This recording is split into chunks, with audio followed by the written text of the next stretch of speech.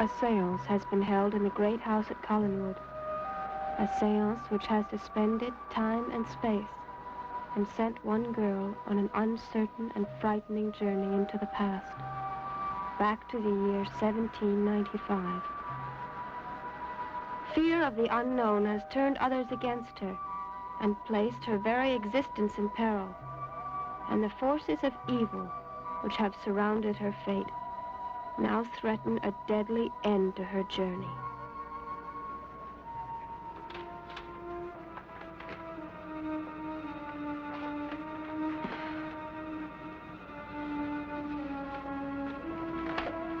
Did you get the book?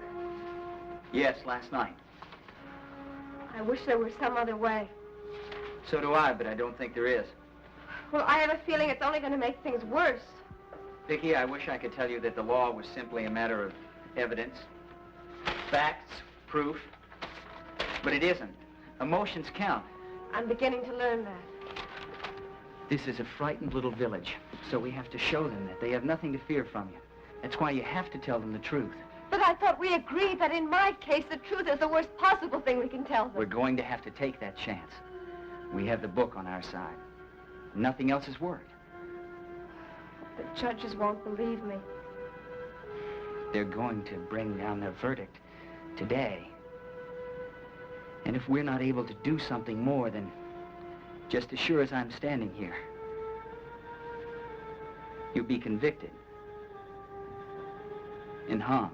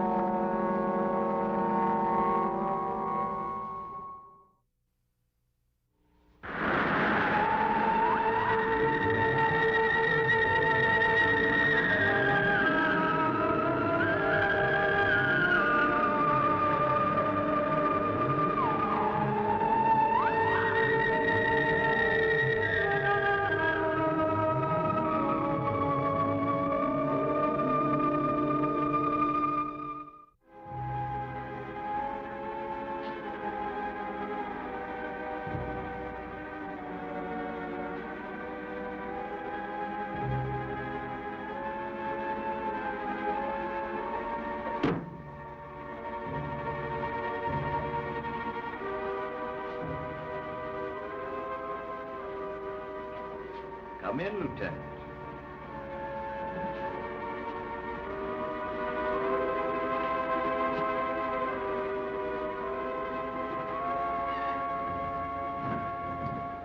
Sit down. I don't want to sit down. Can't stay that long. Why'd you send for me? Sit down, Lieutenant. Mr. Trask, I told you I It's don't... Reverend Trask.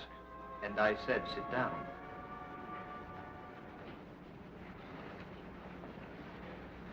All right. What do you want, Reverend? I'm going to call you to the stand. I've already testified. You will testify again. Are you out of your mind? Today, Lieutenant, the judges will bring in their verdict. But before they do, you are going to testify that you helped Miss Winters not out of loyalty to your friend Barnabas Collins, as you stated before, but because you were actually bewitched by her. Never. Come now, Lieutenant. Now, listen to me. I did enough the other day. Now, I'm not going to say another word against that girl. Don't start being difficult again, Lieutenant. Just remember that your career and your prospects are not yet out of danger. I said no. Lieutenant, you've been given a little reprieve, not a pardon. Mr. Collins' indulgence of you hangs by a very thin thread. And I, at the moment, have the power to break it. I don't care. I won't do it. Oh, I think you will, Lieutenant. I think you will.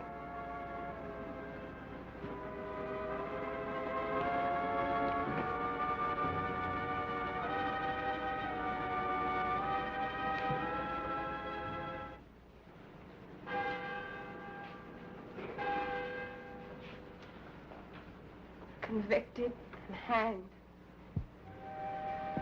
We only have a few more minutes. Convicted. Hanged. Vicki. No. It has to stop. It has to stop. Vicky, what is it? Peter, do you ever have nightmares? Yes, of course. When I was Don't... a child, I used to have nightmares all the time.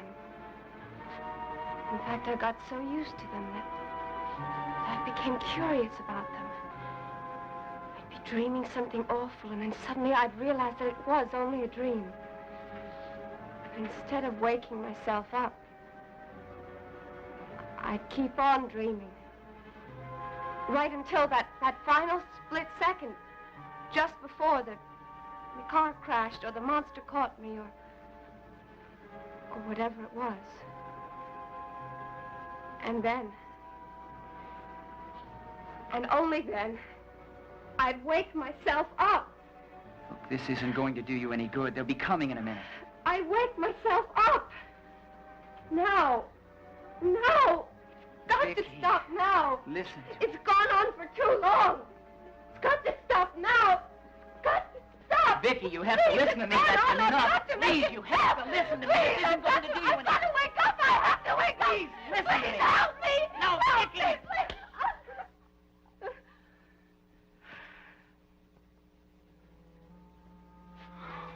I'm sorry. You've got to be quiet. No. Just be quiet.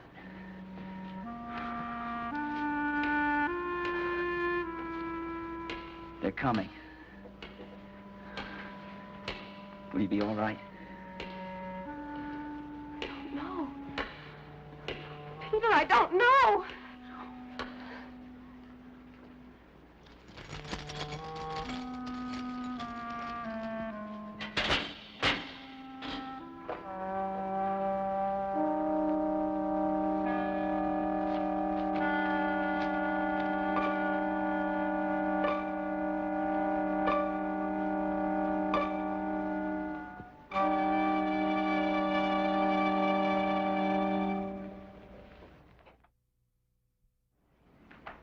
I'll try to make this brief, Your Honors.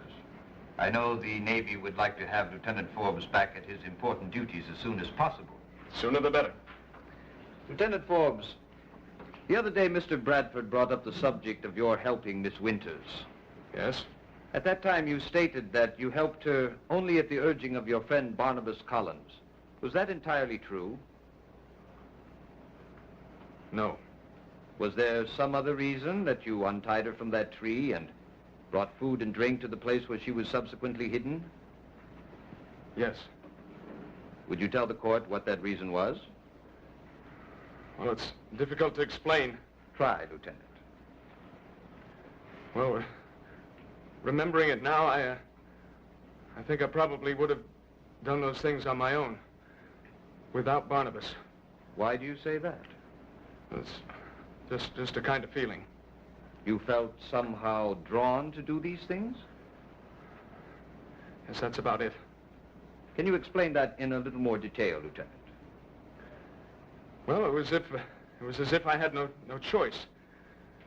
When I brought food to her, my mind was swimming. I couldn't think. I just had to do what I was doing. You felt powerless to resist. Seemed that way. Lieutenant, can you offer any explanation for this strange sensation you experienced? Can you, Lieutenant? Spell. What? Perhaps a spell. Perhaps I had been bewitched. No, Lieutenant, why are you doing this? Your Honor, please. Order! There will be no more such outbursts. Mr. Bradford, please control the prisoner. Yes, Your Honor. Thank you, Your Honor. I have just one more question, Lieutenant. You stated that perhaps you had been bewitched by this girl. Is that how you had intended to put it? No, How do you really feel? there's no doubt in my mind. I know I was under a spell. I'm positive I was bewitched by her. Thank you, Lieutenant. No further questions? You wish to cross-examine Mr. Bradford? Yes, Your Honor. Lieutenant, would you look at the defendant? Sir? Would you look at Miss Winters? Would you say she was attractive? Yes. Very attractive? I suppose so, yes. Do you remember a conversation you had with her the first night when she arrived at Collinwood?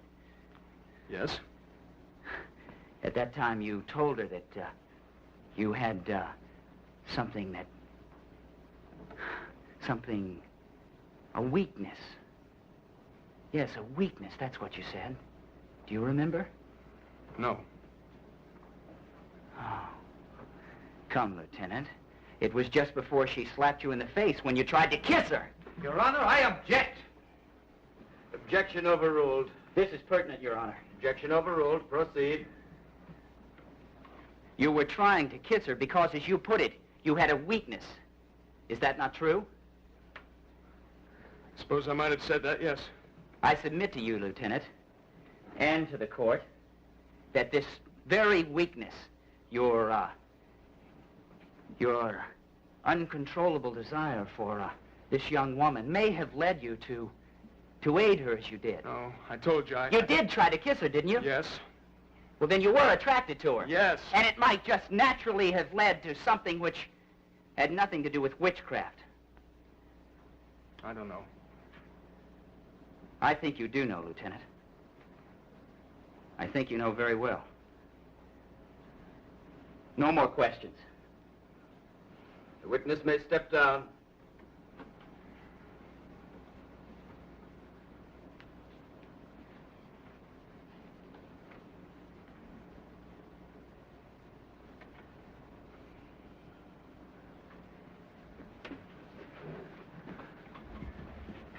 Your Honor, in my last defense, I called Victoria Winters. You realize you are still under oath, young lady. Yes, sir. You may proceed, Mr. Bradford. Miss Winters, will you tell the court the year in which you were born? I was born in the year 1946.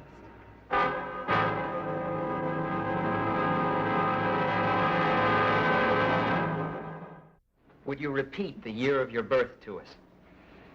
Yes. 1946.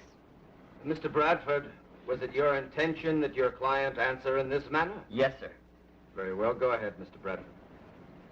Now, Miss Winters, would you tell us where you grew up? I was raised in a foundling home in New York.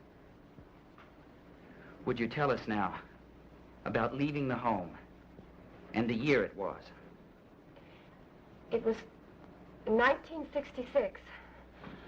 I went to work as a governess for the Collins family in this very town. I took care of a little boy called David Collins. How did you come to be here? Well, I don't understand. I was in the drawing room at Collinwood with... I was in the drawing room, and suddenly everything went black. It was as though I'd been knocked unconscious. And then the next thing I knew, I found myself in the woods outside of the old Collins house. It seemed very strange to me. The house did. It was 150 years younger. Is that not true? Yes. I went to the house, and I saw people that I seemed to recognize. Mrs. Collins looked like the mistress of the house that I worked in, and Barnabas Collins, he looked like a relative from England. Even Lieutenant Forbes had a counterpart. I thought that surely I must be dreaming. And that's your story of how you came to be here? Yes. And it mystifies me as much as I'm sure it does all of you. Did you have anything in your possession at that time? Yes. Tell the court.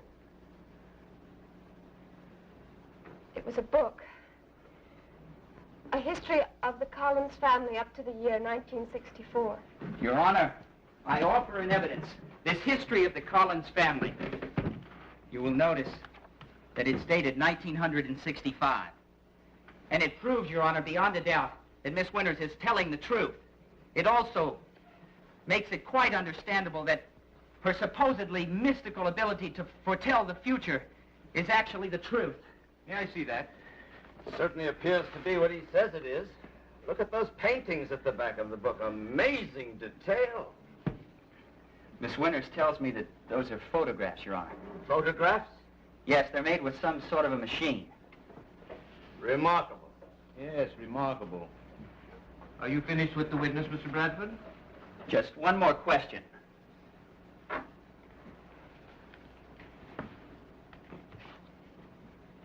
Miss Winters,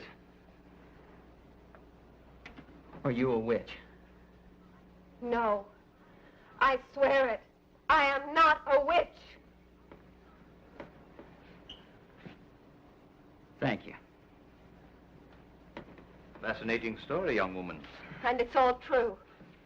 And that volume, a handy thing to bring with you. Tell me, just before you were, how shall I say it, whisked miraculously back in time, what were you doing in that room? Were you alone? No. Who was with you? Some members of the family and a friend. What were you doing in that room? Were you conversing? It was a... We were having a kind of a meeting. What kind of meeting? A seance. What? We were having a seance. You see, there was some trouble Miss in the Winters, town. would you kindly tell the court what a seance is? Your Honor, this is irrelevant. Your Honor, if we are to believe this girl's fantastic story, I think that what happened to her at the precise moment is more than relevant, sir. He's quite right, young man. Answer the question, miss. A seance. A seance is when a group of people try to contact a spirit. You mean the dead? Yes. Miss Winters, do you mean to tell us that you were actually taking part in a ritual trying to raise the dead from... We weren't doing anything wrong. By your own admission, you were calling up the dead.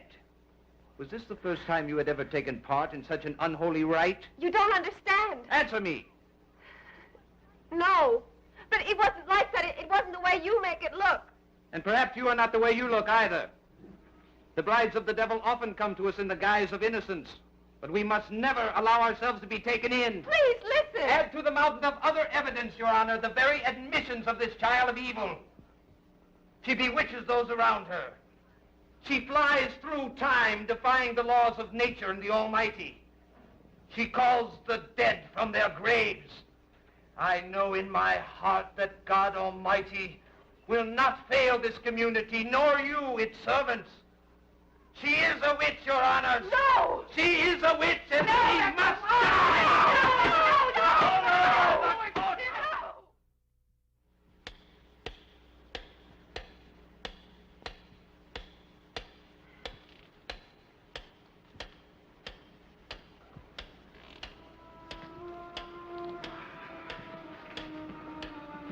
How long has it been? Over an hour. What can they be talking about? The fact that they're taking so much time may be a hopeful sign. Why?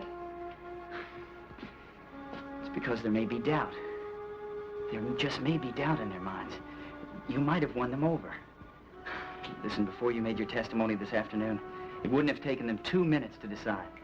Peter, what's going to happen to me? Nothing's going to happen to you. I don't want to die. You're not... Vicky, I love you. I love you very much. Don't. Don't, Peter. I've been thrown into a time that isn't my own, and now I may be executed. And if somehow I'm able to get back into my own time, you'll never see me again. Listen to me, Vicky. I can't choose anymore. I can't say to myself, this is right, so I'll go on, or this is wrong, so I should stop. I love you.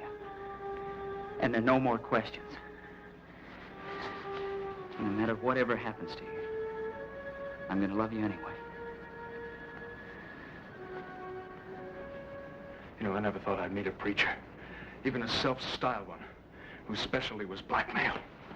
There has been no blackmail, Lieutenant. I have merely shown you the error of your ways. Nonsense.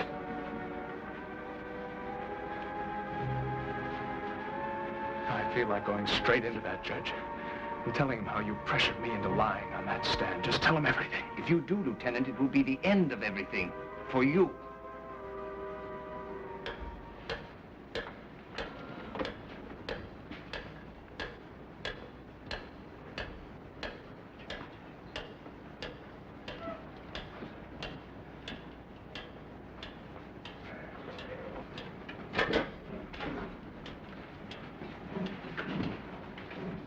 They're coming back. I hope they free her, Trask. I hope they free her.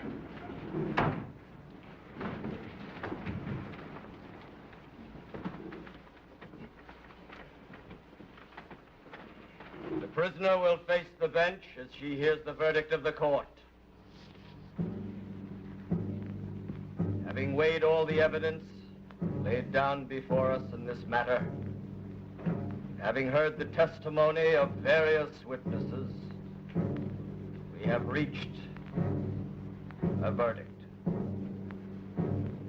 We find the defendant guilty of witchcraft as charged.